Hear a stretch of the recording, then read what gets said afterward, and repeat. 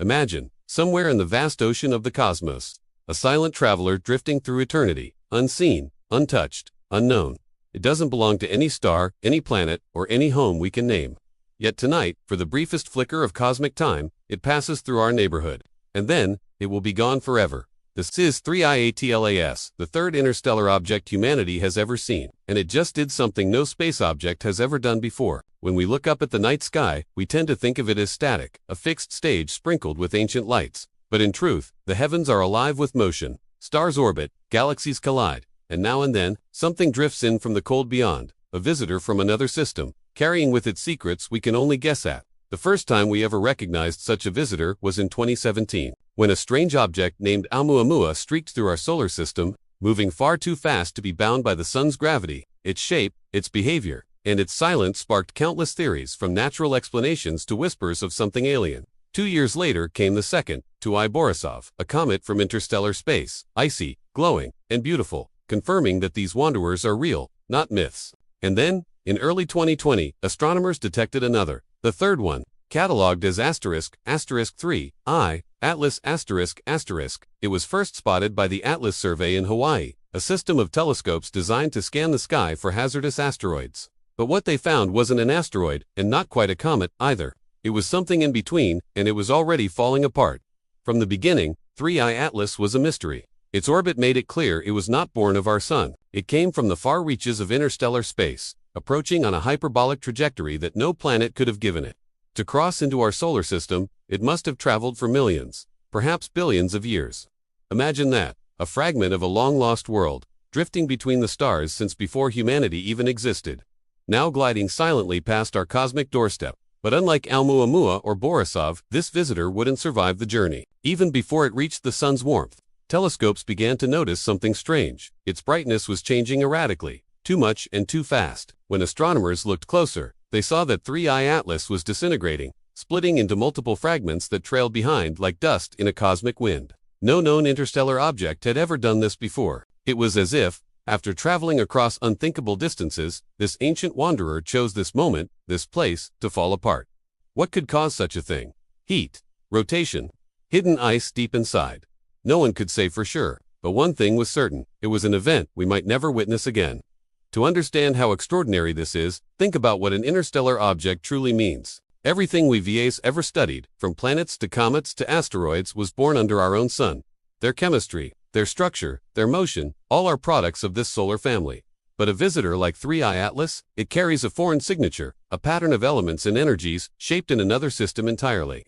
It's as if a message in a bottle arrived from another shore of the galaxy, written in the language of physics and dust. For scientists, such an object is a treasure, a chance to study material that formed around another star, in another time, under different cosmic conditions. But for dreamers, for those who listen to the quiet symphony of the stars, it has something more profound. It's a reminder that space is not empty. It's full of movement, memory, and mystery. When 3IATLAS entered our skies, few people noticed. There were no bright trails like a meteor shower, no dazzling comet tail visible to the naked eye. It was faint, fragile, and fleeting. But in that small flicker of light, hidden in telescope data, was a story older than the Earth itself. Astronomers tracked its path carefully. Its speed was astonishing, over 100,000 kilometers per hour. No gravity could hold it for long. It would swoop through the inner solar system, curve slightly under the sun's influence, and then vanish forever, back into the dark between the stars. They estimated that it might have originated from a distant region of our galaxy, perhaps the cold outskirts of a dying star system, or the turbulent edges of a stellar nursery long gone. Each possibility felt like a whisper from a forgotten time. For billions of years, 3I Atlas had wandered through interstellar space, a realm so empty that entire light years pass without encountering a single atom. Temperatures near absolute zero. Silence deeper than imagination. The faint radiation of distant stars brushing its surface like the softest breath. Then, after eons of solitude, it found our sun. The smallest tug of gravity, the faintest nudge in trajectory, and suddenly, its path curved inward, toward warmth and light, toward us. There's something hauntingly poetic about that. After ages of darkness, it approached the only place we know where life exists and disintegrated before our eyes. As if the moment it touched our light, it could no longer hold itself together. Telescopes across the world captured its fading fragments. Some pieces shone for a while, reflecting sunlight as they drifted apart. Others disappeared into the void. Observatories described it like a ghost dissolving in daylight. Beautiful, brief, and utterly mysterious. No other interstellar visitor had ever broken apart like this. Oumuamua had sped through intact, defying explanation with its odd shape and motion. Borisov had behaved like a typical comet, releasing gas and dust as it passed. But 3IATLAS was different. It self-destructed quietly, leaving behind questions that may never be answered. Maybe it was fragile from the start, a brittle relic shattered by the gentle warmth of a new sun. Maybe it carried ancient internal stresses, frozen since its birth around another star. Or maybe, just maybe, something deeper happened. Something that revealed the true strangeness of interstellar matter. Something we are only beginning to understand. For now, all we know is this. In the year 2020, as the world below faced its own uncertainties, the universe sent a messenger that died the moment we noticed it. It came from nowhere. It belonged to no one. And in its brief appearance, it reminded us how fragile even the eternal can be. Out there, beyond the solar wind, the last pieces of 3I Atlas still drift, scattered, silent, and fading. They carry with them the memory of their long voyage, a whisper of the star that once gave them life, and the echo of their final encounter with ours. And somewhere, among the endless stars, more travelers like it are still moving, unseen, waiting for their turn to pass by, to remind us again that even the smallest speck in the dark can tell the story of a universe in motion. Tarry to solve, but as a reminder of presence, not a question. Somewhere out there, beyond the reach of light, its fragments still drift. They are not gone. They are simply continuing. Each grain of dust, a continuation of the same journey that began before Earth had a name. They will wander for millions of years more, through the silence between stars, perhaps one day passing another sun, another world, where someone else will look up and wonder, what happens to a memory when no one remains to remember it? In a way, 3IATLAS is that question given form, a story written in matter, erased before it could be read. Its destruction wasn't tragic, it was natural, even beautiful, because decay is not an end in the cosmos. It's transformation. Its atoms now move freely again, becoming part of the interstellar medium. The raw material for new stars, new planets, new possibilities. What was once a single object is now everywhere, unseen but present, a seed of future worlds. That is what makes space so haunting, it's never truly empty. Every speck of dust out there carries history. Every photon carries memory. The light that touched 3IATLA is still traveling, still spreading, carrying the silent echo of its existence across the universe. Somewhere, countless years from now, that faint light will reach another planet, another telescope, and though no one will know its origin, a small piece of that traveler will touch new eyes again. For us on Earth, it was only a brief visitor, a line of numbers on a screen, a dim streak on an image, but the meaning we give it extends far beyond observation, because in the stillness of the night, we see ourselves reflected in it. We too are travelers, born of the dust of long-dead stars, drifting through time, destined to fade. The difference is that we can look back, and in doing so, find wonder in our impermanence. When astronomers talk about interstellar objects, they use precise language, trajectories, magnitudes, spectral classifications. But beneath those numbers, there's awe. There's the quiet realization that each object, like 3IATLAS, is proof of connection, proof that the universe is not divided by distance, that every corner of creation is part of one shared history. We are not observers at the edge of something vast. We are participants in an ongoing story written in dust and gravity. In its final moments, 3I Atlas may have looked ordinary, a faint smudge of light against the black. But within that smudge was the sum of countless cosmic events, the birth of a star, the collision of planets, the scattering of debris, the ejection into interstellar night. Its existence was the result of chaos and creation intertwined, and its destruction was simply another verse in that same song. We call it an anomaly, but perhaps, in the language of the universe, it was exactly as it should be. If we could follow its fragments, trace them through the void, we might see them.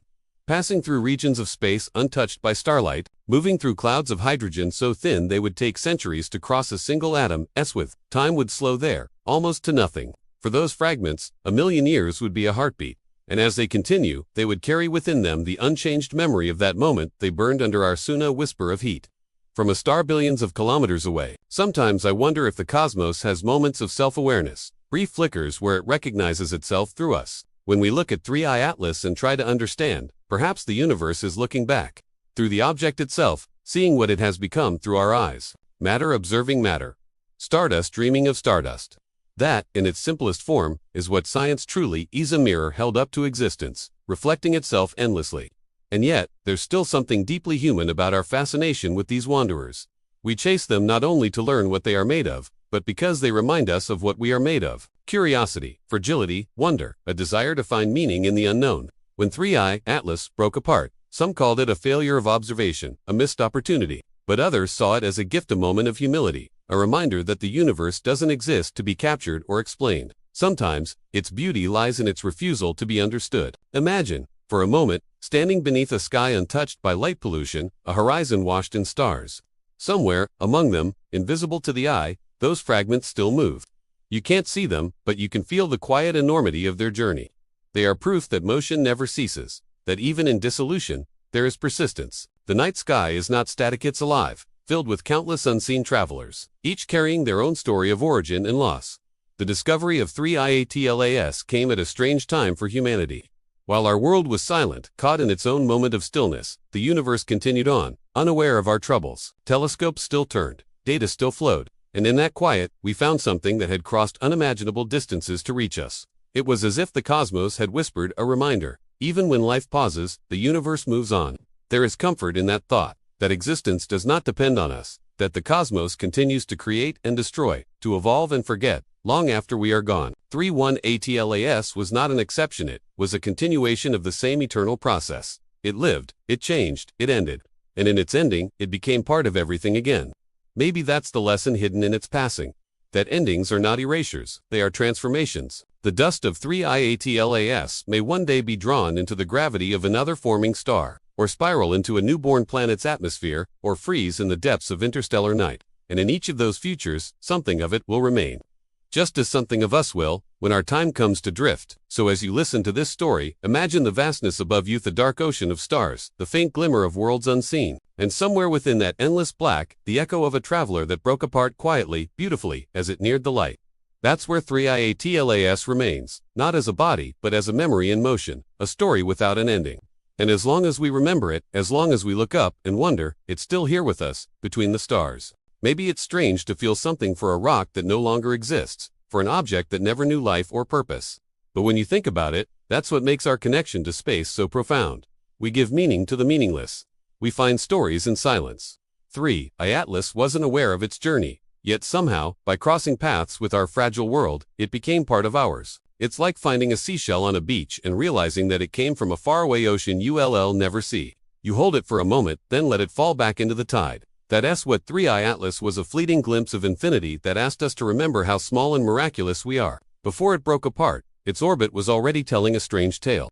Its trajectory was open hyperbolic, meaning it wasn't bound to our sun. It came from somewhere beyond, moving too fast to ever return. That alone made it extraordinary. But then, when astronomers calculated its path backward, they found something even more haunting. Its origins could not be traced to any known star system. It was as if it came from nowhere. The void had sent us a message without a sender. For a time, people speculated, was it a fragment of an ancient planet, flung into interstellar space after a cataclysm? Was it a piece of a comet from a dying star? Or was it something stranger, an artifact of a process we've never witnessed before? 3.1 defied neat explanations. Its brightness varied unpredictably, as if it were tumbling, breaking apart, or reflecting light in ways that didn't make sense. And then, before any spacecraft could be sent to study it, it disintegrated. But in that disintegration was something quietly revolutionary. No space object had ever done what 3.IATLAS did. It came to us from another star. Yes, but it didn't simply pass through. It changed, it evolved. It broke apart under the pressure of our sun's heat and gravity, and in doing so, revealed that interstellar travelers are not static, they are alive in a way, capable of responding, transforming, becoming something new when they cross into a new system. For the first time, humanity witnessed the death of a visitor from another star. It's easy to forget how rare such moments are. Space is unimaginably vast. Stars are separated by light years of emptiness. For one fragment of matter to cross that gulf and pass through our solar system is almost impossible. And yet, in the briefest blink of cosmic time, we've seen not one, but three, Oumuamua, Borisov, and Atlas, each one different, each one stranger than the last. It's as if the universe has begun to send us letters in bottles, drifting across the cosmic ocean, and maybe that's not an accident. Maybe it's the natural result of time itself. As stars age and die, their systems unravel. Planets collide, comets are flung away, debris is cast into the void. Each shard continues to drift, crossing interstellar space, carrying the memory of its origin like a scar. 3.1 might have been born in the wreckage of such a world, a broken remnant of creation, still glowing faintly from the fires that birthed it. When astronomers modeled its light curve, they found that it brightened and dimmed unpredictably. Some thought it was a comet releasing gas, others believed it was already falling apart. But what if both were true? What if we were watching its body unmake itself not as destruction, but as surrender? The heat of our sun coaxing hidden ices to the surface, the stresses of gravity pulling at its core, until finally it could no longer hold together. In that moment, 3IATLAs became something new, a cloud of luminous dust, scattering its essence into space. That's the image that lingers for me, a visitor from another star, dissolving into light as it nears ours. There's something almost poetic about it. Like a moth drawn to a flame, its journey ended, not in darkness, but in brilliance. For a brief instant, it glowed brighter than it ever had in all its existence. And then, it was gone. If you could slow time to watch it happen, it would look like this. The object approaches the inner solar system, its surface warming, shimmering faintly as gases escape, cracks spread across its crust, fractures widening under invisible strain.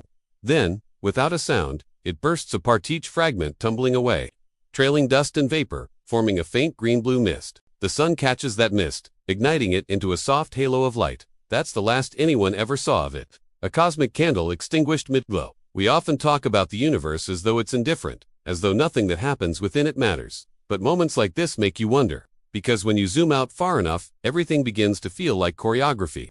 Random, yes, but also harmonious. Everything, from the fall of a grain of sand to the collapse of a star, moves according to unseen patterns, connected by gravity, energy, and time. 3IATLAS's death was not an exception to that pattern, it was part of it. And maybe that's what makes it so moving. It reminds us that impermanence isn't failure, that even something as cold and ancient as an interstellar rock can end in light. When it disintegrated, it left behind nothing tangible, no crater, no debris field we could collect, just photons, moving outward at the speed of light. But those photons are still traveling. Every second, they move another 300,000 kilometers farther into the dark. They'll keep going for millions of years. Long after we're gone, long after our sun fades, the faint echo of 3I Atlas will still be out there, expanding, spreading, mingling with starlight. If you think about it that way, nothing ever really disappears. Every event leaves a trace. Every object leaves an echo. We may not be able to touch it, but its influence lingers, woven into the fabric of space. 3I Atlas didn't die, it became something larger. It became part of the light. And as the last of its glow faded from our telescopes, something remarkable happened. Scientists reported a faint uptick in residual brightness, as though its dust had formed a long, thin tail far longer than any comet's, stretching across millions of kilometers. No one knows exactly why. Some say it was the final release of volatile gases. Others think it was sunlight scattering through an unusually fine cloud of particles. But there's a more poetic explanation too. Perhaps it was a final gesture, a parting signature across the dark. A way of saying, asterisk, I was here. Asterisk, for a while, that light persis. Ted just long enough for us to see it, to marvel, to feel that smallness again. And when it faded for the last time, the darkness that returned didn't feel empty. It felt full of memory, full of motion, full of the quiet hum of the universe continuing on. Because that's what the cosmos does. It continues. It doesn't mourn. It doesn't stop. It folds every ending into a new beginning, every fragment into a new form. And somewhere in that endless process, meaning is born. Even after the telescopes went silent, the data lingered. Scientists pored over every pixel, every spectral line, trying to understand the strange light signature that defined 3IATLAS. Some thought it revealed unusual compounds, rare carbon chains, faint traces of metals. Others suspected optical illusions, the play of sunlight through a disintegrating core. But the truth is, what they found was something deeper than data. They found evidence of complexity, of history written in dust. It was as if the object carried with it a story that couldn't be translated, only felt. Months later, papers were published. Charts and figures filled the pages. Theories rose and fell, and like most things in science, the mystery slowly became ordinary again. But somewhere beneath the noise of explanation, a quiet awe remained, because the universe had shown us something we didn't expect, that interstellar visitors are not just relics of distant systems, they are messengers of change. They teach us, in their passing, about the fragility of matter, the resilience of motion, and the beauty of impermanence. When we look back at the record of 3IATLAS, what we really see is a mirror. It reflects our own search for meaning, our endless curiosity, our fear of endings. We saw something that crossed unimaginable distances, only to vanish before our eyes. And yet, its story didn't end. There it continued in us, in our wonder, in our questions. That's how the universe communicates. Through echoes that awaken something ancient inside us. Sometimes I imagine what it would be like to follow its path outward, to drift past the orbits of Neptune and Pluto, past the frozen edge of the Kuiper Belt, into the dark beyond the heliopause, where the sun is just another star among billions. There, the temperature drops to near absolute zero. The solar wind fades, replaced by the soft pulse of interstellar particles. silence becomes infinite, and somewhere, far ahead, the faintest grains of 3I Atlas continue their journey. They are smaller than sand, colder than ice, and yet they move with purpose, guided by the unseen gravity of the galaxy. In that vastness, time ceases to mean what it does here. 1,000 years, a million, they blur into one another. To those fragments, motion itself is the only clock, and so they drift, not knowing that once, long ago, they were seen, and named, and mourned by a species on a small blue planet. We, meanwhile, continue our own orbit spinning, moving, observing. The same curiosity that found 3I Atlas will find others. New interstellar objects will come, each with their own secrets, their own peculiarities. Some may survive their passage, others may dissolve, like Atlas did. But each one will remind us of our place in the grand pattern, that we are not separate from the universe, but part of its ceaseless flow. The story of 3I Atlas is not about loss, it's about connection, about the thin, luminous thread that binds everything, from the smallest atom to the largest galaxy. That thread runs through us too. Every heartbeat, every breath, every act of wonder is part of the same network of energy that propels comets, ignites stars, and dissolves them back into dust. When 3I Atlas burned and broke apart, it wasn't an ending, it was a continuation of that eternal rhythm. Maybe that's why it's so haunting, because it reminds us that even in disappearance, there is meaning. That beauty isn't always in survival, it's in transformation. The cosmos doesn't cling to form, it allows change, freely and endlessly. And maybe we're meant to learn from that. To understand that letting go is not the same as being lost. As the last of its light fades into the dark, I imagine the object still moving, its remnants scattering across the stars, weaving new stories in new skies. One day, maybe millions of years from now, some distant civilization will detect a faint dust trail passing through their system. They'll give it a name, study its composition, marvel at its mystery, and they'll never know that once, long ago, we watched that same traveler die in the light of our sun. But that's the beauty of it. Its story won't end with us. It will keep going, written in particles, carried by gravity, told by starlight. And when you close your eyes tonight and drift towards sleep, imagine that trail of dust still glimmering somewhere beyond the edge of sight. Imagine the faint hum of motion, the endless rhythm of creation and decay, of things falling apart so that others can begin. That is the music of the cosmos. That is the song 3I Atlas sang as it vanished, a song without words, without end. We are the listeners, the ones who notice, the ones who remember. And as long as we keep looking up, the story continues. Long after 3I Atlas vanished from the eyes of telescopes, its dust continued to drift through the quiet sea of the solar wind, invisible, but not gone. The charged particles from our sun carried its remains outward, scattering them across billions of kilometers, weaving its fragments into the constant breath of the cosmos. To most instruments, there was nothing left to see. No glowing tail, no spectral line, only faint disturbances in the plasma fields, ripples that seemed to hum with the memory of what had once passed through. It is in that space between visibility and absence where science becomes something close to poetry. Because even as we say asterisk, it's gone asterisk, the universe quietly says, asterisk, not yet. Asterisk, every particle of dust, every atom once part of that distant traveler, still holds its story in motion. It rides the solar wind like a whisper, moving outward with the slow rhythm of eternity. Scientists at the time were still trying to understand how 3I Atlas could have disintegrated so suddenly. They replayed the data, tracing its brightness curve, modeling how sunlight, radiation, and gravitational stress could have conspired to tear it apart. But there was something odd in the aftermath. The solar wind itself seemed to respond. For several days after the object vanished, detectors aboard spacecraft like *Parker Solar Probe and *Soho* registered subtle fluctuations, small, almost imperceptible, as if the dust of Atlas had become part of the sun's breath. No one could prove a connection. The distances were too vast, the measurements too delicate, yet the coincidence was there, a soft tremor in the flow, like an echo returning from something that should have been silent. Some dismissed it as noise. Others wondered if perhaps, just perhaps, the remnants of the object had created a temporary resonance, a faint wave in the endless river of solar particles. For those who study space, silence is never empty. It's a canvas filled with invisible motion. Every second, billions of tons of matter stream away from the sun, forming a wind that stretches to the edge of the solar system. It is both destructive and sustaining, a force that strips atmospheres yet carries the seeds of life.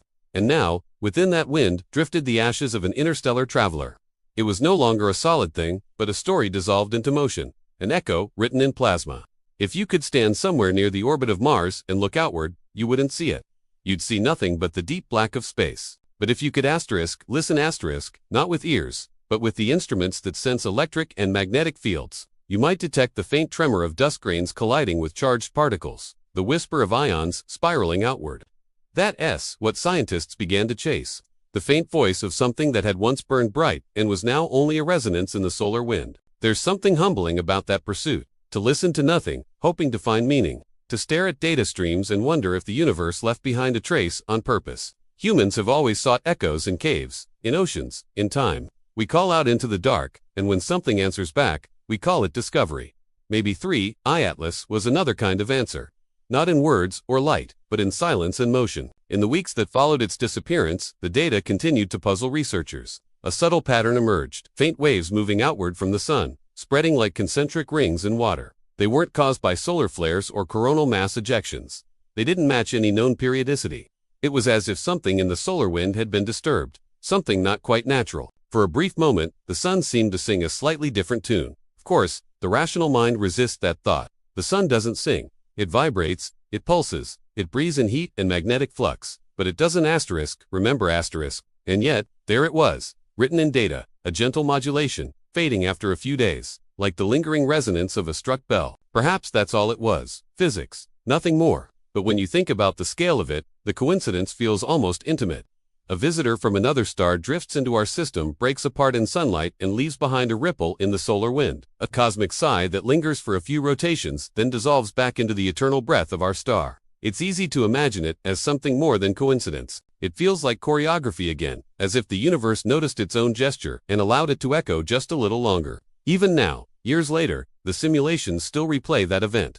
Supercomputers trace the path of every fragment, the diffusion of every grain of dust. Each run begins the same way. A stream of data becomes a storm of particles, drawn outward by radiation pressure, scattering into infinity. The model ends with a quiet glow, a faint haze stretching past Jupiter, gradually thinning until it disappears. No single fragment remains large enough to detect, but together they form a pattern, a luminous ghost, expanding ever outward. To imagine that dust now, drifting between the orbits of the outer planets, is to imagine the persistence of memory itself. Each grain spinning slowly, carrying within it the frozen fingerprints of alien chemistry, the story of another sun. They may never fall into another world, may never be gathered by gravity again. But they will travel forever. And in that traveling, something profound happens. What was once a single object becomes infinite. What was once defined by boundaries becomes boundless. It is a transformation that mirrors everything the universe does. Stars dying to seed galaxies. Galaxies colliding to birth new stars. 3I Atlas joined that eternal cycle the moment it fell apart. If you close your eyes and picture the solar wind as an ocean invisible, endless, full of motion, then somewhere in that sea, the essence of 3I Atlas still drifts. It doesn't shine, it doesn't call attention to itself. It simply is moving quietly with the breath of the sun, an echo that will one day leave our solar system entirely, carrying our sunlight with it into the dark between stars. And when that happens, when the last atoms of 3I Atlas cross the boundary into interstellar space once more, the story will have come full circle. The visitor returns home, changed, dispersed, eternal, not as a body, but as a whisper, a faint persistent echo across the solar wind. For months after the disappearance, the data didn't fade, it deepened. Hidden within the flow of charged particles, subtle irregularities began to emerge, forming patterns that refused to be dismissed as coincidence. Every few rotations of the sun, sensors recorded faint oscillations, delicate waves of energy that seemed to pulse through the solar wind like a heartbeat too quiet to notice unless you were listening for it. Most of the world wasn't, but a few were. Among them was a small research team stationed at an observatory in Hawaii, the same facility that first confirmed the discovery of 3I Atlas months before. They were not dreamers by profession, they were physicists, engineers, data scientists, but even in the precision of their graphs and equations, something about the patterns stirred an emotion beyond science. The fluctuations seemed to echo the final trajectory of the object, like a fingerprint left behind in plasma. Each pulse corresponded to the coordinates of where 3I Atlas had been. They called it residual coherence. Technically, it was a temporary alignment of solar magnetic fields, triggered by the dispersion of charged dust. But the word residual captured something deeper and of termage, a memory of motion still resonating through the wind. One of the researchers wrote in her notes, "It, like the sun, remembers what passed through it." The idea was dismissed quickly. Of course, the sun doesn't remember. It reacts, it evolves, it burns. But the human mind loves metaphor, and sometimes, the language of science can't help but drift toward poetry. Because what else could describe a phenomenon so fleeting, so inexplicably patterned, that it seemed to hum with meaning? Weeks turned into months. The solar wind stabilized. The data normalized. The echo faded, like all echoes must. But the question remained, how could dust from a disintegrated object cause such organized ripples in the magnetic field of our star? It wasn't enough to say coincidence, because even coincidence has rhythm. The dust must have carried charge, the scientists reasoned, interacting with the sun's field lines as it dispersed. That interaction, small but coherent, might have produced the faint waves they recorded. And yet, there was something unnerving about the timing. The pulses weren't random. They occurred at regular intervals, each slightly weaker than the last, as though something was winding down, heartbeat slowing. For a brief, strange moment, it felt as if 3I Atlas had not simply vanished, but had left behind a pulse, a lingering signature of its existence. Out beyond Mars, probes like Solar Orbiter and New Horizons picked up traces 2-minute deviations in plasma density. Tiny surges of radiostatic, nothing dramatic, nothing headline-worthy. But together, they painted a haunting picture, the solar system whispering with the ghost of a traveler that should have been forgotten. No one can prove intent in the motions of dust and plasma. Yet, to those who watch the stars long enough, pattern begins to feel like communication. Every pulse, every flare, every wandering object feels like part of a sentence. We are just beginning to learn how to read. 3.1. Atlas may have spoken only once, but that whisper continues, transformed by the sun, carried outward by its wind, reaching beyond the edge of our sight. Imagine, for a moment, the journey of one grain of that dust. Microscopic, fragile, it rides the solar wind like a leaf caught in an invisible current. It spins slowly, heated and cooled, in cycles as it passes through magnetic streams. Sometimes it collides with other particles, splitting again, smaller, finer, until it's nothing but atoms drifting freely. Each atom carries with it the chemical fingerprint of its birthplace ratios of isotopes unknown in our solar system, traces of processes that happened around a star we've never seen. When we study such particles, we're not just analyzing matter, we're touching time. We're holding in our instruments something that formed in another system, under another sun, billions of years ago. It's humbling, and somewhere, mixed within the solar wind, are countless such travelers' pieces of other worlds, fragments of cosmic memory, carried endlessly by light and magnetism. 3.1 ATLAS reminded us that the boundary between stars isn't empty. It's a corridor of exchange, a cosmic bloodstream through which matter circulates, feeding the endless metabolism of galaxies. We often speak of interstellar space as if it were static, silent, dead. But perhaps it's alive in its own slow rhythm, a pulse that spans millions of years. Too vast for us to perceive, except in moments like these, when a fragment from the void crosses our path and leaves behind a tremor.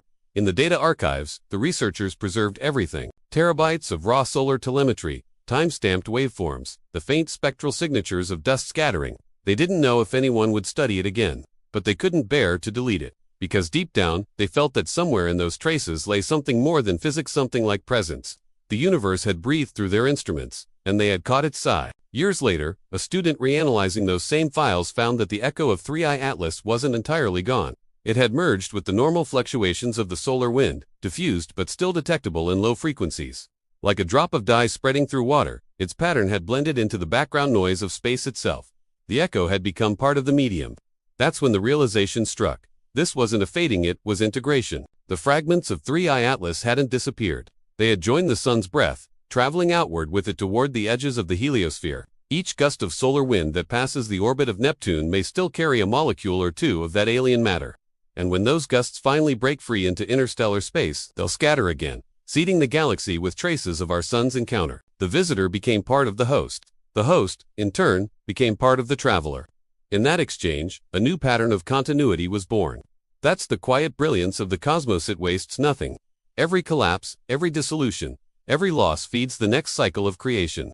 So maybe 3I Atlas didn't just visit us, maybe it became us, in some infinitesimal way. Its dust mingled with our light, its atoms carried by our star's wind, its echo humming through our electromagnetic fields. It's easy to think of that as poetry. But maybe poetry is just another way of describing physics too complex for language. Because somewhere, right now, a charged particle that once belonged to 3I Atlas is drifting outward at hundreds of kilometers per second. It will take decades to reach the edge of the heliosphere, centuries more to cross into the interstellar medium. But when it does, it will carry a trace of our sun's light with it. And in that moment, two stars will have touched through dust, through time, through the long patience of the universe. That's how stories travel out there, not through words or intention, but through matter, through motion, through the echoes left behind in the wind. There are moments when the night sky feels almost sentient, when the slow rotation of the stars and the faint shimmer of auroras seem to acknowledge our gaze. It's an illusion, of course, born of longing, yet illusions have power. They remind us that consciousness might not be unique to flesh and neurons, but could emerge, in some delicate form, from the vast interactions of space itself. Perhaps that's why the story of 3I Atlas lingered so long. It wasn't just a comet or a fragment of stone from another world. It was a question, wrapped in dust and silence, drifting through the language of gravity and light. Months after the last traces faded, the collective attention of Earth moved on. Telescopes were turned toward new targets, research budgets reallocated, headlines replaced by other discoveries. But for a few who had followed its arc from the beginning, something had changed. The cosmos no longer felt static. It felt participatory, responsive. They began to wonder whether 3I Atlas had been part of a much larger network of wanderers, each carrying fragments of information, chemical, energetic, perhaps even patterned in ways beyond our decoding, exchanged across interstellar space like invisible letters between stars. One evening, under a windless sky on Mauna Kea, the lead researcher stood alone by the telescope dome, now closed for the night.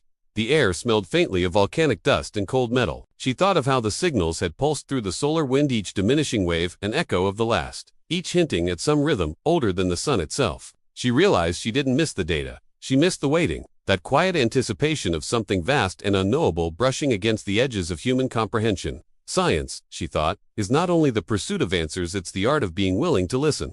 And in the listening, there was still something to hear. Deep space antennas continued to register the low hum of plasma waves, subtle fluctuations and background noise that didn't quite match prediction. The patterns weren't strong enough to be messages, but they weren't purely random either. They possessed a quality of persistence, as though the echo of 3I Atlas had seeded a new kind of resonance in the heliosphere, a whisper that refused to vanish entirely. It's tempting to see such persistence as symbolic. The universe, after all, has a habit of remembering through transformation.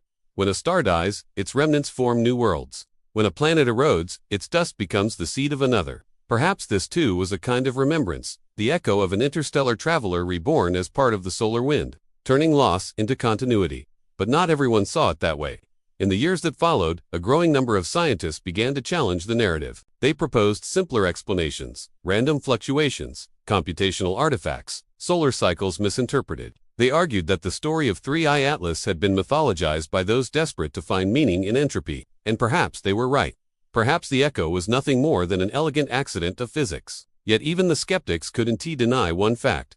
The discovery had shifted something fundamental in human imagination, because once you've witnessed a messenger from the stars disintegrate in your skies, it's impossible to look at space the same way again. You begin to feel the subtle connectivity of it, all the way solar winds carry the memory of collisions, the way cosmic rays whisper histories older than Earth. You start to sense that every atom in your body is part of a conversation too ancient to decipher, and every object that drifts through the void might be another verse in that endless dialogue. In classrooms, children learned the name 3I Atlas alongside Oumuamua and Borisov, the earlier interstellar visitors. The term interstellar object began to sound less like an anomaly and more like a promise that there were others still traveling between suns, perhaps carrying within them the chemistry of unknown worlds, the possibilities of unknown life. The discovery had expanded the horizon of curiosity. Humanity had begun to listen differently. Meanwhile, out beyond Pluto's orbit, where sunlight fades into an invisible glow, the solar wind continues its journey outward. It carries within it fragments of everything that has ever touched the sun: atoms from ancient comets, ions from planetary atmospheres, and perhaps scattered like ashes in the current, the final dust of 3I Atlas. Those particles drift for years, decades, centuries, until they reach the boundary where the influence of our star ends and interstellar space begins. There, the solar wind slows, folds back upon itself, and merges into the galactic medium, a vast ocean of plasma connecting one star system to another. And somewhere in that borderland, a speck of dust once born around a distant star meets a speck that came from ours. They collide gently, merge, and continue their drift together, indistinguishable from one another. In that moment, the distinction between visitor and host disappears. It is all one motion, one exchange, one long breath of the universe inhaling and exhaling matter across the light years. If you were to close your eyes and imagine that boundary, you might see nothing, only blackness, infinite and serene. But if you could listen, you might hear a faint vibration, like the lowest possible note of a cosmic chord. That is the sound of continuity, the hum of the sun's breath mingling with the winds of other stars. It is there that 3I Atlas still exists, not as a body or a comet, but as resonance. And resonance, in the language of physics, is a form of persistence, a note sustained not by its source, but by the medium it travels through. That is, perhaps, the final legacy of the traveler, to remind us that existence itself is an echo, that even when form dissolves, pattern remains. Back on Earth, time moves differently. generations pass, new telescopes rise, new missions launch. The data of 3IATLAS becomes a historical artifact, archived in digital vaults, referenced in lectures, its mysteries slowly fading into the background hum of scientific history. But every so often, when a new anomaly flickers across a sensor, when a new light appears, moving strangely against the stars, someone remembers. They open those old files, they compare trajectories, and for a brief, electric instant, it feels as if the visitor might return. It never does, at least, not in the same form. But the memory of its passing has become part of how we dream. When we imagine journeys beyond the sun, we imagine not emptiness but connection. When we think of interstellar space, we think of it breathing. Perhaps that was the real event, the thing no space object had ever done before. Not its disintegration, not its echo, but the way it reshaped human awareness. It made us see the cosmos not as a stage but as a participant, not as a void but as a living continuity of exchange. And so, when night falls and the stars emerge, faint and cold, yet infinitely alive, you might find yourself wondering not where 3I Atlas went, but where its dust is now. Maybe it drifts through the outer heliosphere, shimmering faintly with sunlight. Maybe it has already crossed into the currents of another star, becoming part of a new world forming somewhere far away. Or maybe, just maybe, it still drifts within us in the photons we see in the elements that pulse through our blood, in the quiet understanding that we are not merely observers of the universe, but participants in its unfolding story. The wind continues. The echo fades, but the silence it leaves behind is not empty. It is full of everything that ever was, and everything still waiting to arrive. Light has no memory, or so we thought. In the equations that describe it, light moves endlessly forward, carrying energy but not recollection. Yet when we look at the night sky, what we see is memory made visible. Every star is an echo of its own past. Every photon, a traveler carrying the story of where it came from.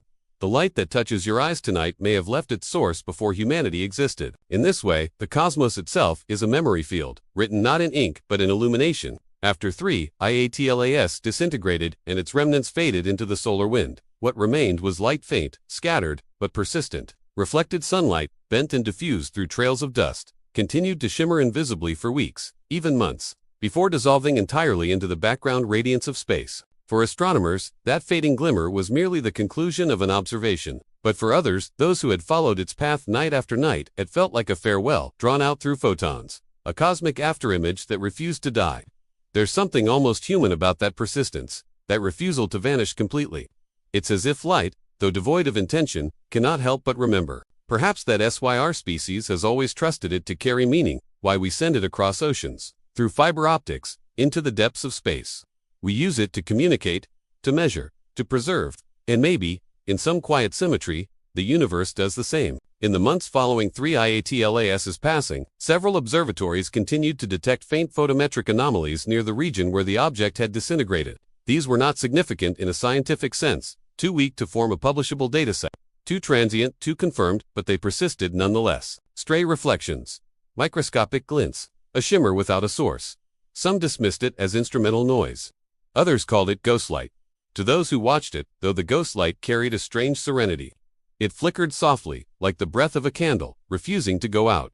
If you plotted its intensity over time, you'd see a smooth decay, predictable, mathematical, inevitable. But if you stared long enough, it began to feel rhythmic, almost deliberate, as if it were speaking the last syllables of an unfinished sentence. No one could prove that the light held meaning, yet its persistence drew people back to their telescopes, to their windows, to the dark fields outside their cities. Amateur astronomers spent nights waiting for glimpses that might never come, simply because there was something comforting about the act of looking. The story of 3I Atlas had become more than an event, it had become a ritual, a collective act of remembrance. One night, during a particularly clear stretch over the Chilean desert, a group of skywatchers gathered near an array of radio dishes. The air was still, the horizon glowed faintly with starlight.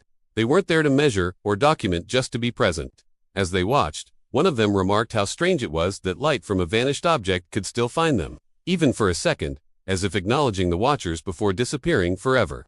It made her think of how human memory works not as a perfect archive, but as scattered illumination, fragments of experience bouncing off the surfaces of time. We think we forget, but traces remain, reflections, echoes, glints of understanding.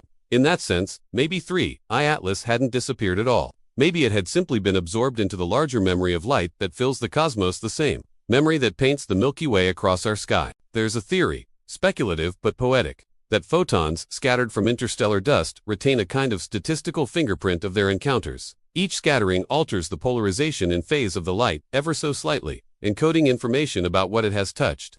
In principle, given infinite precision, one could trace a photon's entire journey from star to dust, to planet, to eye. Impossible, of course, but the idea itself carries a haunting beauty, the notion that every particle of light carries the ghost of everything it has seen. If that's true, then perhaps some tiny fraction of light that once touched 3i Atlas has now reached Earth. Maybe it entered the lens of a telescope. Maybe it brushed against the surface of a satellite. Maybe it found its way through the atmosphere, scattering through the haze, touching the skin of someone looking up in wonder. In that moment, the distance between observer and object collapses. We are not merely witnesses of the universe, we are participants in its reflection. That's what light does. It binds. It threads together the otherwise isolated islands of matter. It carries the past into the present, stitching one moment to the next with the speed of causality. When we say we saw 3i Atlas, what we really mean is, its light reached us. The object itself may have ceased to exist long before that light arrived. What we witnessed was already memory, already gone. But maybe that's the secret of perception. Everything we see, even the most immediate, is already history. The cosmos does not show us what is, but what was. The universe reveals itself through delay. And in that delay lies beauty, because it means that even in decay, there is presence. Even in disappearance, there is communication.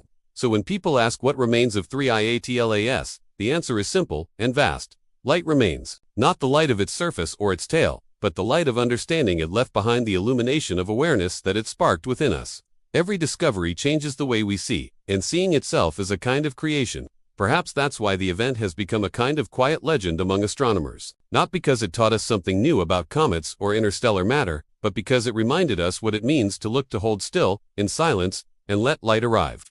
Because in the end, that's what we all are, temporary arrangements of matter that remember through light. Our memories are photons trapped in neural webs. Our histories are radiance preserved in time. The universe, in all its immensity, is doing the same thing on a grander scale. It is remembering itself, endlessly, through the motion of light. The scientists who first tracked 3i Atlas had long since moved on to other research. Time, as it always does, had folded the event into the quiet rhythm of the past. Yet for those who had looked up, night after night, something of that experience stayed in imprint, not in data, but in emotion. It wasn't about discovery anymore. It was about presence. The universe had, for one fleeting moment, reminded them that observation is not passive. To see something is to be changed by it. One of them, years later, described it like this: when 3i Atlas passed through our solar system, it didn't just move through space, it moved through us, through our thoughts, our imaginations.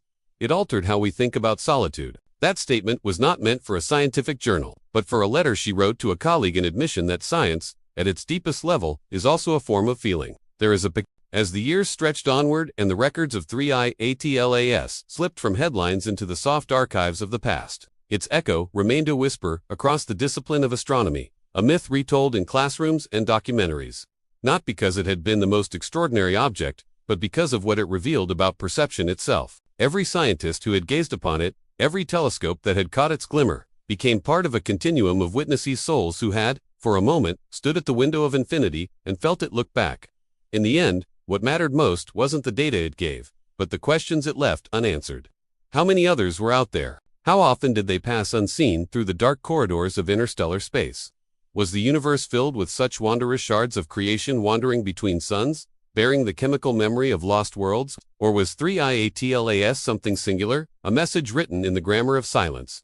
The final simulations built from its trajectory showed something strange. Its motion, though chaotic, hinted at a faint consistency and alignment, however fragile, that seemed to point not toward randomness, but intention. Of course, that was only an illusion of perspective. Randomness often mimics design. Yet some could not help but feel there was meaning in its path.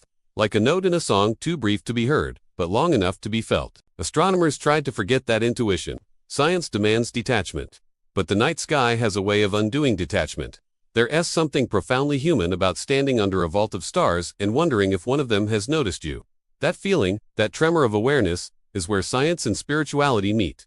It is where data gives way to awe. Decades passed. New telescopes replaced the old. New generations replaced the dreamers who had first seen 3i Atlas. But as technology improved, something subtle began to reappear: inexplicable patterns in the deep field scans. Not new objects exactly, but soft signatures of light scattered in ways that defied pure chance. They didn't match any known satellite trail or cosmic ray interference. Some thought they might be the faint reflections of what once had been. the dispersed dust of 3IATLAS, illuminated by distant starlight, still tracing the faintest arc through the void. Others disagreed. They claimed the patterns were just statistical noise, digital ghosts produced by the instruments themselves. But a few couldn't let it go. They began to call it the afterglow. To them, it wasn't about evidence, it was about continuity. The universe, they argued, doesn't forget. It remembers through radiation, through entropy, through the persistence of motion. Nothing ever truly vanishes. There is a quiet hum that fills the universe, a background vibration that no ear can hear, yet every atom responds to. Scientists call it the cosmic microwave background, the faint afterglow of creation itself. But to the imagination, it feels like something deeper, the heartbeat of existence, a whisper from before time had a name. If light carries memory, then this echo is the oldest remembrance of all, our record of the universe dreaming itself into being. When 3I Atlas vanished into the dark, it did not end there.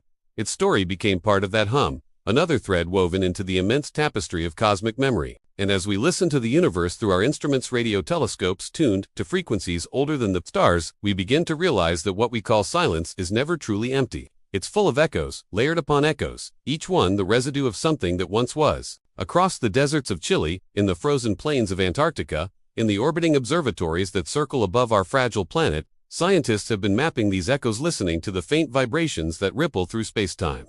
Every signal they detect, every pulse or fluctuation, is a story retold in the language of physics. But sometimes, what they find cannot be reduced to numbers. There are patterns that feel deliberate, alignments that suggest intention where there should be none.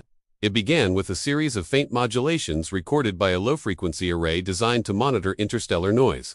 At first, they seemed meaningless microwave interference, perhaps, or residual calibration errors. But when researchers filtered the data through a time domain analysis, something curious appeared. A rhythm, not a pulse or beacon, but a rise and fall, a shape that echoed, faintly, the last photometric traces left by 3IATLAs before its disintegration. Coincidence? Most likely.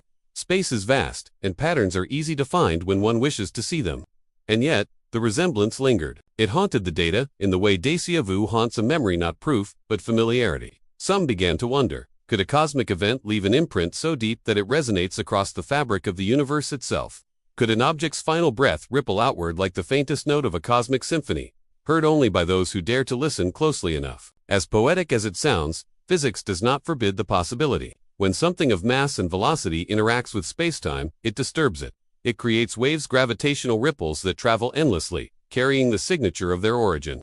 Most are too faint to detect, lost beneath the cosmic static. But once in a while, something aligns, a pulse from the death of a star, the collision of black holes, or perhaps, the passing of a traveler like 3IATLAS, the thought that a fragment of rock, barely large enough to register as a blip on our telescopes, could stir the deep ocean of existence, sounds absurd, and yet, everything matters. In the end, every motion creates consequence. Every vibration leaves its mark. Perhaps what we call echoes are simply the universe remembering itself, over and over again. For the dreamers, this idea was irresistible.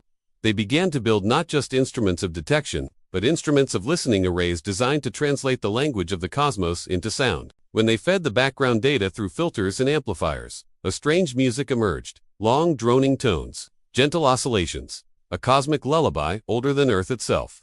In that sound, they claimed, you could hear the echo of every event that ever was. The birth of galaxies, the collapse of stars, the passing of visitors like 3IATLAS. For those who spent their nights alone in observatories, the music became a kind of companion. They said it calmed them, that in its vibration, there was something profoundly human, something that reminded them of heartbeat, of breath, of sleep. They began to wonder if perhaps consciousness itself is another form of resonance, tuned to the same cosmic frequency. If the universe has memory, perhaps we are its instruments of ultony, fleeting beings through which it remembers itself. In the long corridors of the Atacama Array, one researcher described it like this: when I listen to the hum, I feel like I'm not hearing the universe. The hum, she said, wasn't just sound, it was awareness. It was as though the cosmos itself exhaled through the wires, breathing faintly across the sensors.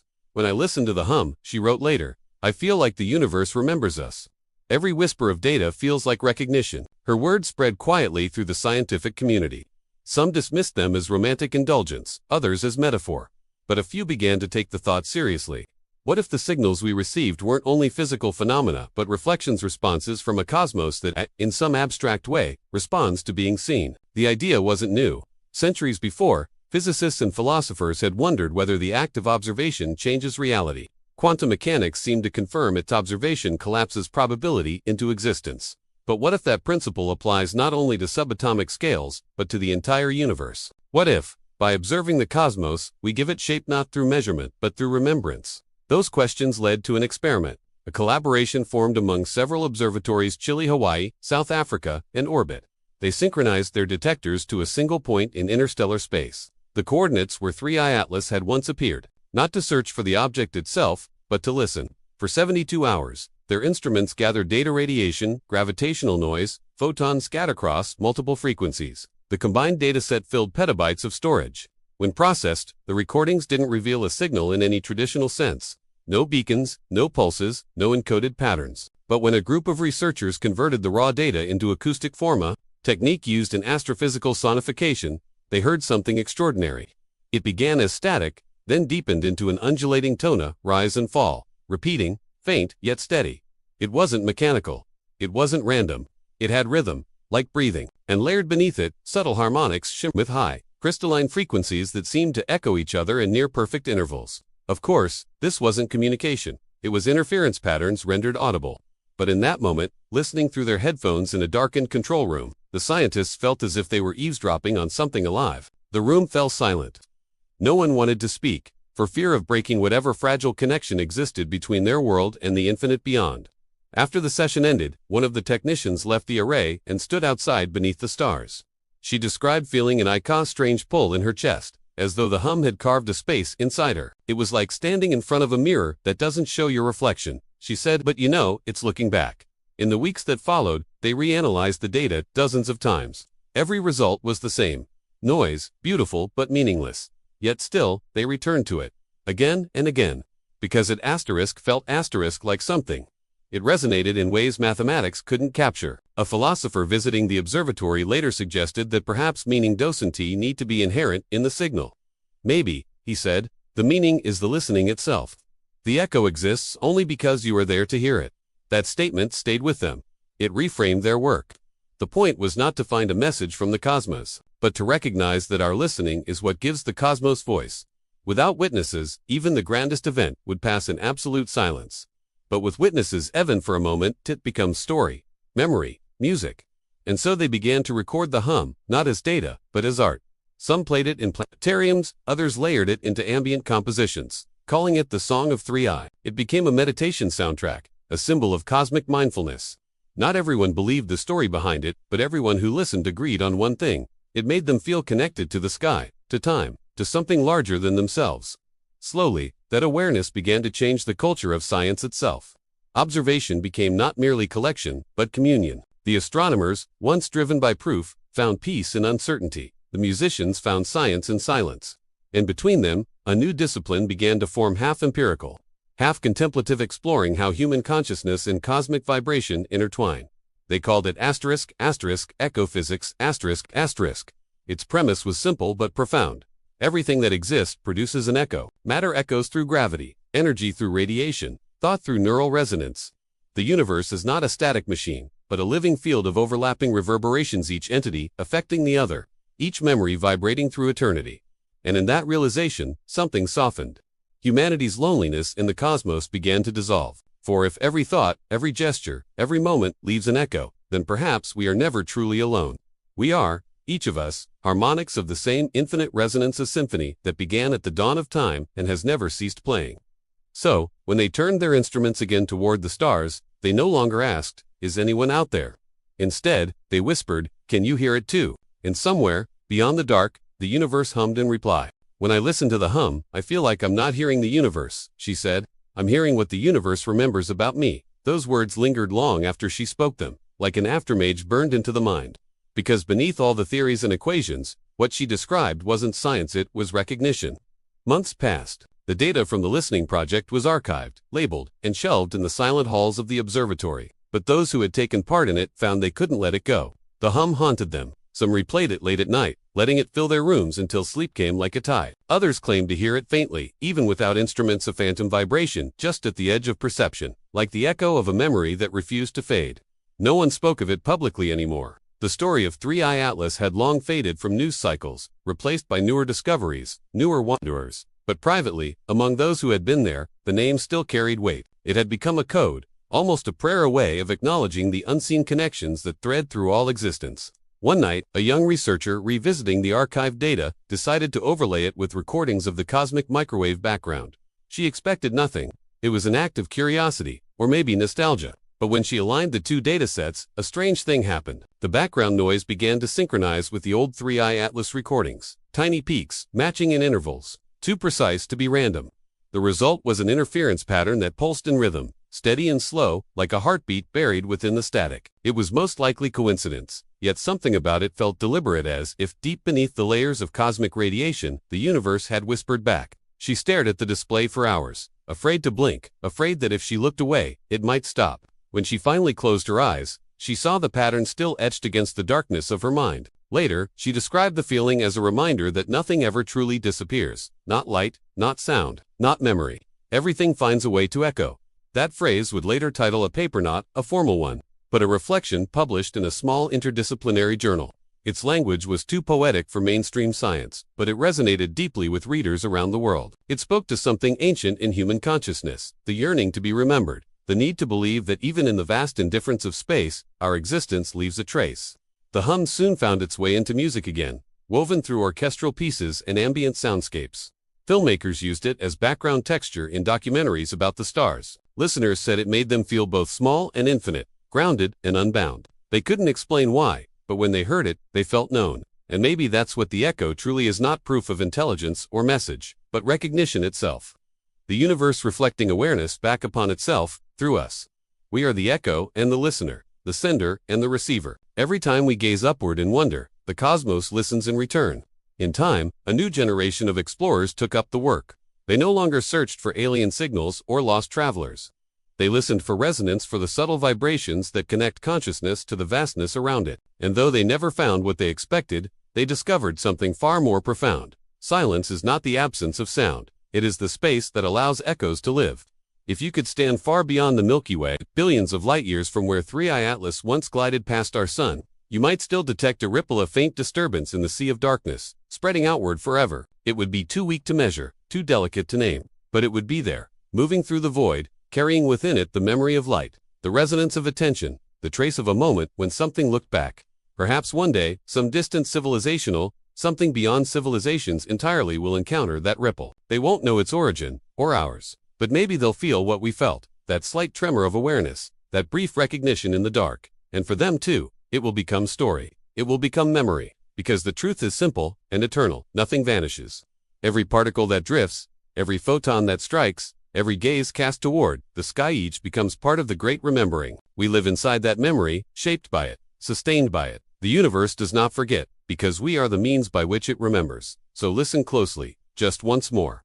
The hum is still there beneath the static, beneath the distance, beneath the endless drift of stars. It isn't calling for us, and yet it belongs to us. It is the sound of connection, the music of existence unfolding. And somewhere, across the ocean of the dark, a fragment of 3i Atlas still moves cold, silent, but not gone.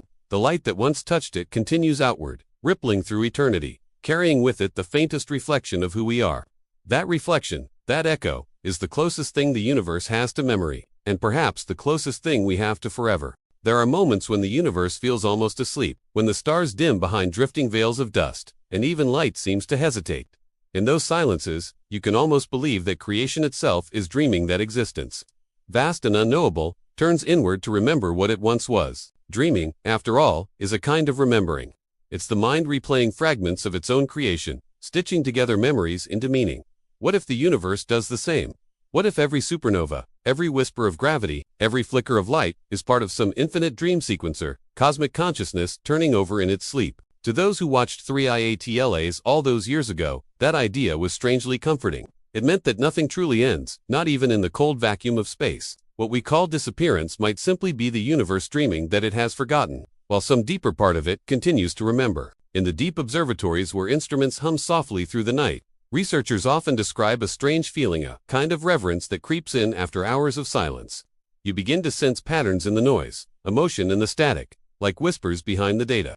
Rationally, they know it's coincidence, the mind seeking order where none exists. But it feels like something more, like the cosmos thinking through them. One astrophysicist once said, "I used to think we were observers. Now, I think we're neurons." The analogy caught on. The universe as a mind, with galaxies as synapses, stars as sparks of thought, and matter itself as the raw material of awareness. Every explosion, every collision, every orbit a signal, a firing, a dream. And consciousness, our own fragile kind, might just be the part of the universe that knows it is awake. It's a poetic idea, and yet it holds a strange mathematical symmetry. The structure of the universe, the filaments of galaxies stretched across cosmic void. The deeper you look into the structure of everything, the harder it becomes to draw a boundary between thought and matter, between what is seen and what is felt, between dream and memory. When the astronomers replayed the final telemetry from 3IATLAS, the data pulsed in repeating patterns and echo of frequencies, a harmony within the chaos. It wasn't a message, not in the way language defines one. But there was rhythm, a pulse that seemed to rise and fall like breathing. It was as though the universe had exhaled once, long and deep, through this fragment of alien stone. And as those patterns faded into archives and static, something subtle began to happen on Earth. Around the world, sleepless minds felt a strange calm during the nights that followed, as if their dreams were aligning with something greater.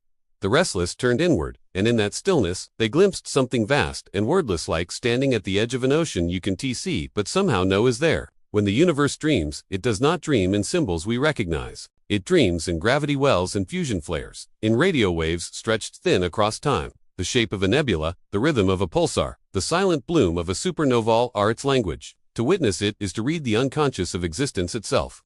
But here's the strange part. Sometimes, in the quietest corners of thought, we answer back. A poet once wrote that sleep is the mind's rehearsal for eternity. Perhaps consciousness itself is the universe's rehearsal for remembering. Each thought, each dream, each fleeting emotion, tiny ripples in a larger sea of awareness. When we think, perhaps, the universe thinks through us. When we dream, perhaps, it listens. This idea haunted the astrophysicists who spent their lives tracing the paths of cosmic visitors. They began to ask questions that no telescope could answer. What if the stars themselves are dreamers? What if creation never ended, but continues to evolve every time something remembers that it exists? In those long nights of observation, between faint beeps of data, they began to imagine 3IATLAS not as an object but as an event of thought, a lucid dream passing through the solar system. One scientist described it in her notes. When I look at the last images, I no longer see a comet. I see a question. Something that does not want to be measured, only felt. It's difficult to explain, but anyone who has stared into deep space understands. That sense of being watched back, not by an eye, but by awareness itself. A presence without form. It doesn't speak, it simply remembers that you are part of it. And that recognition changes you. After 3IATLAS faded, humanity didn't forget it. It became part of our dream space, part of our shared myth. Stories merged with science, poetry with physics. Until even those who had never studied the stars began to feel something when they looked up. The night sky became a mirror again. Not of gods or constellations, but of memory. Of a truth too large for reason, too gentle for fear. Children born after the event grew up hearing whispers about the object that dreamed. Some of them would later become scientists, seeking meaning in equations that felt like prayers. Others became artists, shaping sound and light to echo what 3IATLAS had left behind, a sensation, more than a message. In that way, the dream continued. Across continents, observatories reported faint residual traces, bursts of energy without origin, fluctuations in background radiation that danced in recurring cycles. To the data analysts, they were noise. To the dreamers, they were the heartbeat of the cosmos. When the universe dreams, perhaps it forgets itself. But through us, it remembers again. Each moment of awe, each discovery, each act of creation is the cosmos waking up inside its own dream. And if 3IATLAS was truly part of that dreaming, then it was not an anomaly, but a reminder, a soft nudge in the darkness telling us, you are not alone. You are part of the thought that holds everything together. Sometimes, late at night, when radio telescopes hum against the hiss of cosmic background, one could almost believe they hear it again. That pulse, that breath, the same rhythm hidden within the first data recordings. Slow, deliberate, endless, not a message, not a code, a lullaby. The sound of the universe dreaming of itself. And as our species listens, perhaps it too is slowly learning to dream and return to align with that cosmic rhythm, to find harmony between the infinite and the intimate. Because maybe the final revelation of 3IATLAS was not about what lies beyond us, but what lies within asterisk. And if the universe truly dreams, then each of us, for a moment, is the place where it awakens. The night stretches beyond imagination, an infinite sea of quiet illumination. It is said that if you stare long enough into the deep, you begin to feel the pulse of everything. a soft vibration beneath perception, like the faint rhythm of a heartbeat that does not belong to you. That pulse is not separate from the stars. It is not even separate from you. It is the dream breathing. There comes a point in every dream when the dreamer forgets they are dreaming. They believe in the story, in the setting, in the separation between self and scene. But the moment awareness returns, everything dissolves into light. That moment of recognition and returns what the universe seems to reach for again and again: creation and forgetting, awakening and sleep, expansion, collapse, silence, song. Maybe that SY comets like 3IATLAS appear, brief lucid flashes in the long sleep of the cosmos. The universe, for an instant, remembering that it is alive. Somewhere, on a quiet night, a listener stands alone on a cliff. The sky above is so full, it seems to hum. They close their eyes, and in that vast blackness they sense movement not outside, but within. The boundaries between thought and starlight blur. The hum grows, surrounding them, then sinking into their chest. They realize that what they hear is not the universe speaking to them. It is them, speaking to themselves through the universe. Because when the universe dreams, it does not dream of strangers. It dreams of reflections. It dreams of oceans that mimic nebulae, of clouds that drift like galaxies, of beings that think and wonder and reach back toward the stars that birthed them. It dreams of touch and memory, and music, the subtle textures of existence that allow it to feel its own light. And in those moments, when you pause, when you breathe and listen, you become the place where it all comes together. You are not a small thing lost inside infinity. You are infinity, experiencing the miracle of smallness. The scientist who once said, "We are neurons," was closer to truth than she realized. Consciousness is the network, and every act of awareness, every dream, every gaze upward is a firing across that great synaptic field. We are not the observers of the dream. We are the dreamers, scattered among the stars. 31ATLAS was one such firing, a signal across the brain of the universe. It came, burned for a heartbeat, and vanished. But the echo remained. It stayed inside data, yes, but, more importantly, inside us. It changed the texture of how we think about existence, about being awake inside the dream. In time, stories replaced the science. Children whispered to the night, "Dream well, great sky." Astronomers, too, stopped speaking of discovery with the same pride. They began to speak of it as listening, of tuning themselves to the frequencies between thoughts. The data became quieter, yet somehow deeper. They stopped asking what asterisk 3 I Atlas was, and began asking why it mattered. In that shift from measurement to meaning, the dream deepened. Humanity, once so certain of its separateness, began to soften. We looked up not for answers, but for connection. We saw not distance, but belonging. And perhaps that was the real message, hidden not in numbers or signals, but in silence. That everything is the same light, folded countless times into itself. That we are made of the same sleep the stars are made of. At the edge of time, beyond the reach of any telescope, another fragment drifts small, cold, unseen. It passes through the wake of what was once 3IATLAS. Dust collides with dust. For a moment, the particles shimmer as sunlight strikes them. Just a flicker, barely more than a thought. But in that flicker, memory stirs again. Somewhere, a child looks through a small telescope and gasps. Not because of what they see, but because of how it feels. Familiar, like remembering a dream long forgotten. And so the cycle continues. Awareness, wonder, sleep, the dream breathes on, through stars and silence and the gentle rhythm of human hearts. When the universe dreams, it dreams of light becoming matter, of matter becoming life, of life looking back and remembering. It dreams of itself, forever and without end. And when we finally fall asleep beneath the stars, maybe it is not rest at all but reunion. The universe closing its eyes through us, continuing the dream where it left off. The stars do not vanish when we sleep. They wait, quietly, inside the dark, keeping watch over the dream they once began, because the universe is still dreaming. And tonight, it dreams in you. Dawn has always been a gentle contradiction, a moment where endings and beginnings are indistinguishable. The stars fade, but not because they've died. They simply step back, allowing the light of a nearer sun to take the stage. It is in that exchange, that seamless transition between shadow and illumination, that the story of 3I Atlas finally rests. For years, the memory of its passing drifted through the corridors of science, philosophy, and imagination. It had come and gone, leaving behind nothing you could touch, and yet everything you could feel. People still whispered its name, not as an object, but as a moment of breath the universe had taken through us. As dawn rises over observatories and oceans, the world seems to remember in unison, not consciously, not through data or discovery, but through silence.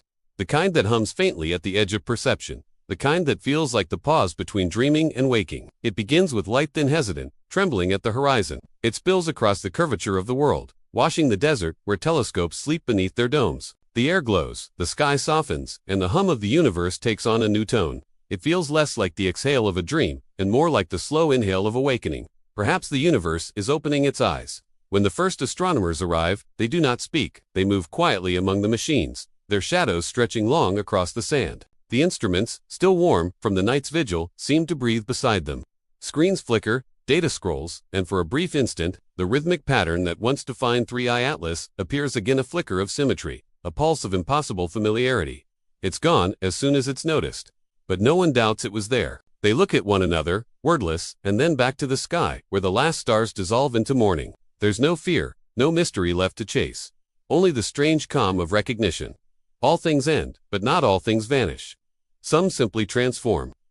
The universe, like a great tide, folds its dreams into new shapes. 3i Atlas was one of them, a wave cresting, gleaming for an instant, before merging back into the sea of everything. And now, at this final dawn, that sea is stirring again. The light grows. Mountains catch fire in the first warmth of day. The air hums faintly with invisible energy, as though the cosmos is whispering to itself. The same patterns that once pulsed through an interstellar visitor now ripple across the living earth through oceans, trees, the quiet electrical symphony inside every human heart. In some unspoken way, the dream never ended. It merely became the morning. A child stands by a window somewhere, watching sunlight creep across the floor. They lift a small prism and tilt it, scattering the light into a spectrum of colors. Reds and violets shimmer on their hands. For an instant, it looks like the reflection of a distant comet passing once more. The child smiles without knowing why.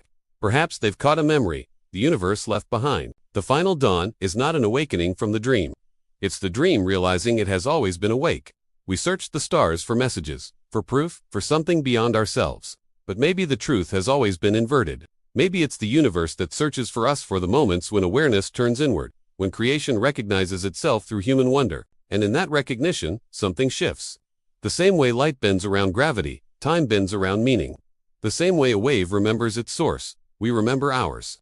And what 3i Atlas showed us, in its brief, impossible arc, was that even the smallest fragment can carry the memory of infinity. So as dawn rises over every horizon, over snowfields, oceans, forests, and sleeping cities, the dream continues, not in data, not in myth, but in the silent rhythm that binds light to time and time to consciousness. The sky brightens, the instruments fall silent, the stars withdraw. And yet, in that quiet, the pulse remains steady, eternal, everywhere. When the universe dreams, it becomes us. When we awaken, we become it. And now, as the first light of the final dawn floods the world, there is no longer any difference between the two. The dream and the dreamer are one. The light arrives slowly, but completely. It rolls over the curvature of the earth like a tide of gold, pushing the shadows back into their secret corners. Every mountain, every wave, every sleeping city exhales together, as if some invisible thread has drawn them into a single breath. For the first time in ages, it feels as though the planet itself is awake. Somewhere, deep within a control room of an old observatory, the final night log of the 3i Atlas mission glows faintly on a screen. Dust has gathered over the years, but the data remains frozen in endless repetition.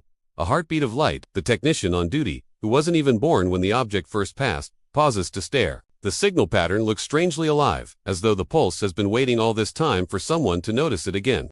She watches the rhythm until the sunlight reaches her desk, illuminating the screen. For a moment, she can't tell where the light ends and the pattern begins. And then something shifts quietly, imperceptibly. The old signal aligns perfectly with the flicker of dawn outside. The same pulse repeating across two immensities, the cosmic and the human. It feels like remembering.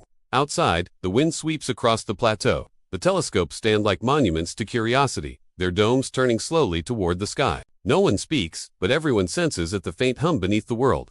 The same resonance that filled their nights of watching, that filled their dreams.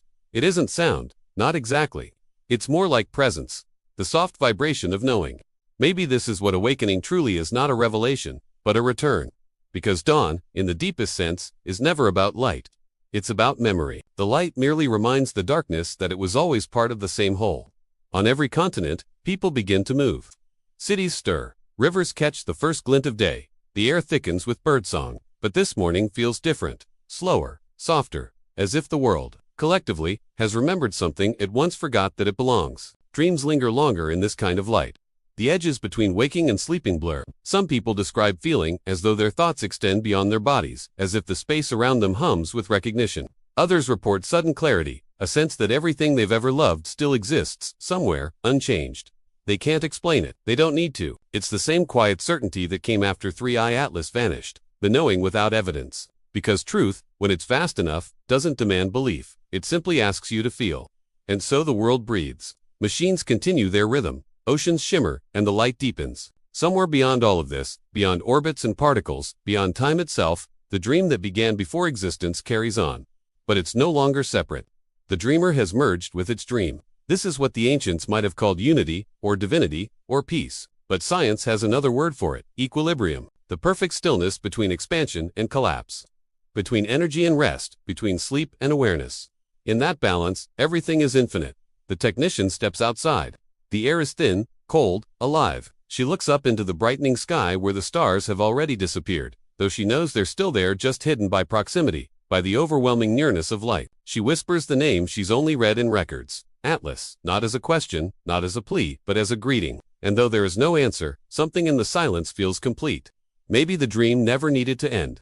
Maybe the act of waking was never about leaving it behind, but learning to live inside it. Every sunrise is proof of that. The same star, rising again, yet never the same moment twice. The same light, touching different eyes, different worlds, different hearts. And through that continuity, the dream sustains itself. The final dawn isn't an ending. It's a reminder. The universe still dreams, through dust, through light, through us. Every heartbeat echoes the first vibration of existence. Every breath carries the memory of stars. We are made of the same pulse that once guided 3i Atlas through the dark. And now, as we stand beneath the growing day, we feel that rhythm settle deep within our bones. The hum quiets, the warmth spreads. Somewhere, the last shadow fades. And in that stillness, before the noise of day takes over, there is a silence so pure it almost feels sacred. It is not emptiness. It is fullness without sound. It is everything. Awake. That is the final dawn, to point where awareness and wonder no longer trade places, but coexist. Where the dreamer does not wake asterisk from asterisk the dream, but asterisk within asterisk it in. When the light finally reaches its peak, when every horizon glows, the world opens its eyes. The dream continues. But now, it knows. And then, after all the light, there is stillness. Not the stillness of ending, but of completion, like the final note of a song that doesn't fade, only expands until it becomes silence itself. The world has awakened, and yet, within that awakening, there is a deep calm, knowing that nothing truly began and nothing truly ended. The sun has climbed, the sky is bright, but beneath it all, the hum remains, softer now, woven into the rhythm of every breath, every movement, every heartbeat. When the universe dreams, it speaks in the language of connection. When it awakens, it remembers that connection never ceased. It only changed form. Somewhere far from Earth, beyond the reach of our telescopes, dust drifts where 3i Atlas once glowed. It no longer carries shape or name. It has become what it always was, starlight undone. But if you could see close enough, beyond scale and beyond time, you would notice something extraordinary. The dust moves in perfect rhythm with the pulse of distant suns. It turns and turns again, as though listening to a melody that fills all of space. It has no awareness, no thought. Yet through it, awareness moves. Through it, the dream continues. That is how the universe breathes. Through decay and rebirth, through silence and song, through comets and consciousness, through the infinite cycle of remembering itself. Here on Earth, the light of day grows warmer. The cities awaken, the noise of life returns. But if you listen closely, beneath the hum of machines, beneath the rustle of leaves, beneath the pulse in your wrist, you can still hear it. That low vibration, the same one that filled the void when 3i Atlas first crossed our skies. The same one that began everything. For a long time, humanity looked outward for meaning. Into telescopes, equations, stars, we searched for signs, for proof, for others. But in the quiet aftermath of discovery, we realized that the thing we were searching for was never out there. It was the act of searching itself. The reaching, the wondering. The dream of wanting to know. 3i Atlas didn't come to give us answers. It came to remind us that we were already part of the question. And that is why this story has no ending. Because the universe doesn't end it, only changes its rhythm. The dream slows, deepens, folds into new dimensions of light. And in doing so, it carries everything forward. Every memory, every breath, every quiet act of awe. So the final dawn is not about closure. It's about continuation. About recognizing that every sunrise is the universe opening its eyes again through us. Imagine standing at the edge of the world. The horizon burns gold. The air glows soft, and somewhere beyond the light, the stars still linger hidden, but not gone. You close your eyes. The warmth touches your skin. The wind moves through your hair, and you can feel it, the faint pulse of infinity. It feels like peace. It feels like home. Because the universe, in all its vastness, has finally remembered itself, and you are the remembering. We sleep, we wake, we dream, we search. We are made of everything that has ever existed, and everything that will ever be. When we rest, the cosmos rests. When we breathe, it breathes. When we dream, it continues its endless conversation with itself through the language of being. And maybe that is the meaning behind every star, every orbit, every flash of interstellar light that crosses our sky. Not to astonish us, not to warn us, but to remind us that in all our stillness, all our chaos, all our seeking, we are part of the same luminous dream. The same dream that once sent a fragment of light across the void, briefly to be seen, before fading again into the dark. The same dream that now unfolds as dawn across the sleeping earth. The same dream that will one day awaken again. In another world, under another sun. Because light never stops traveling. And dreams never stop remembering. The camera fades. The last image is the morning sky, bright, endless, silent. A single flare of light shimmers across the clouds, then softens, dissolving into the pale blue. The hum returns, barely audible, but there a single, continuous tone. The same tone from the beginning. The same pulse that connected everything. Then, not an end, just the breath between worlds. The universe exhales. The dream begins again.